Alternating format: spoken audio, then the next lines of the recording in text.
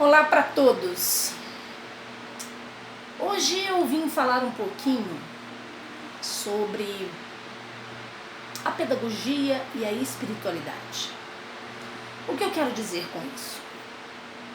A pedagogia no sentido do educar, seja no educar informal, seja as famílias, né, no princípio da educação com seus filhos, e seja na educação formal, a pedagogia das escolas, a pedagogia que as escolas estão se fazendo utilizar, a forma que o universo escolar, educacional, tem enxergado as crianças e, consequentemente, suas famílias.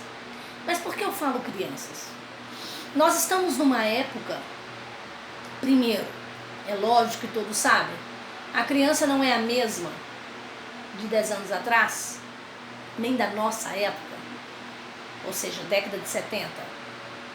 Nem a criança da década de 80, que já nasceu num outro universo. Mas a criança de hoje, seja de 10 anos para cá, ela vive um universo de comunicação bem diferenciado. Haja visto o universo tecnológico, qual elas sabem ter uma destreza incrível. Mas eu não falo disso. Eu falo como que a criança lida com o universo da dor e do sofrimento.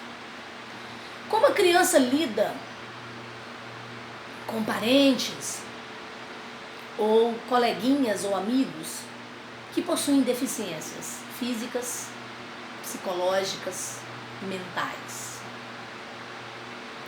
A criança de hoje, a não ser aquela que muitas das vezes nasce num ambiente familiar egocêntrico e que não respeita as diferenças, portanto ela foi educada dentro dos seus princípios dessa forma.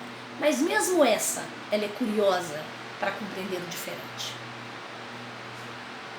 Essas crianças acolhem todos. Ela não vê diferença de cor, ela não vê diferença de sexo, ela não vê diferença de gênero e nem identidade sexual. A não ser que ela seja incutido nela aquilo que é punível, aquilo que é considerado errado, aquilo que é considerado monstruoso e inaceitável. Porque a criança, pela sua natureza espiritual, as que nascem nesses tempos de hoje, elas nascem para lidar com a diversidade, para lidar com o novo, para lidar com o diferente. Ela agrega a todos. E por que espiritualidade? Pedagogia e espiritualidade. Porque isso tem a ver com espiritualidade. Com a espiritualidade desse ser da nova era, deste ser que não tem vergonha de perguntar: mãe, por que aquela moça tem o pé assim? Por que aquele homem beija outro? As suas perguntas são apenas para serem respondidas? Simplesmente. Não para dar uma aula do certo e errado. Não para evocar uma didática, uma filosofia de vida. Ela pergunta para saber o que existe nesse mundo e como ele deve se posicionar. Não estou dizendo que a criança já tem um direcionamento, uma autonomia. Não é isso. Mas elas já nascem com uma autonomia de personalidade. E isso já está sendo visto no berço. Quando a mãe quer dar algo de comer a esta criança ou vestir uma roupa e ela não aceita. Quantas mães têm dito isso? Tem 6 meses, mas já escolhe o sapato que quer. Tem 1 ano, mas já quer o cabelo de um jeito. Como nós éramos? Nossos pais colocavam nossos cabelos da forma que queria e aceitávamos. As roupas que eles queriam e nós aceitávamos. Não estou condenando nossos pais, mas falando de um período histórico. Comíamos o que achava que os pais achavam certo. Claro, temos que conduzir as crianças, mas criança tem opinião. Criança pensa. E nos dias de hoje, muito adulto está achando que criança não pensa, que criança não sente, que criança não vê ao longe a situação. Então, a minha interrogação hoje é: como você tem tratado a criança que está na sua casa? Como você trata o seu filho, o seu sobrinho, a respeito dessa situação, dessa contextualização de como tem sido visto esta criança?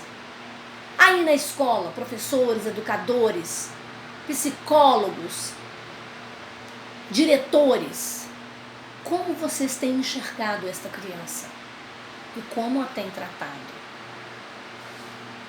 As doenças mentais, os sofrimentos mentais, advêm da repressão do sentir também.